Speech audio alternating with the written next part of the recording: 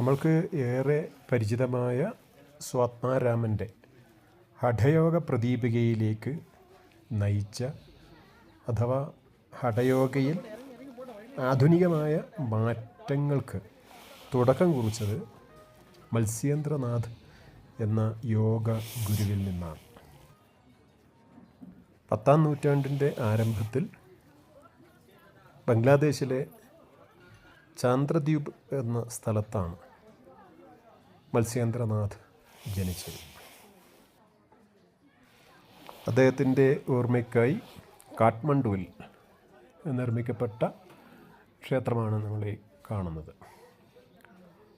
വലിയ നാശനഷ്ടങ്ങൾ അതിൻ്റെ പല ഭാഗങ്ങളിലും സംഭവിച്ചിട്ടുണ്ട്. ഹഠയോഗയിലെ നാഥ സമ്പ്രദായത്തിന് തുടക്കം കുറിച്ചത് മത്സ്യേന്ദ്രനാഥിൽ നിന്നാണ്. അദ്ദേഹത്തിൻ്റെ ശിഷ്യന്മാരിൽ വളരെ പ്രധാനിയാണ് ഗോരഖനാഥ്. ആ ശിഷ്യ പരമ്പരയിൽ വരുന്നതാണ് നമ്മുടെ സ്വാത്മാരാമൻ.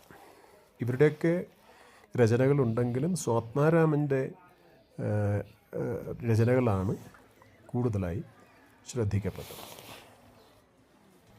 ബുദ്ധമത വിശ്വാസത്തിനനുസരിച്ചിട്ടുള്ള നിർമ്മാണങ്ങളും ഇവിടെയുണ്ട്. ഹിന്ദു സിസ്റ്റവും ഇവിടെ ഫോളോ ചെയ്യുന്നു.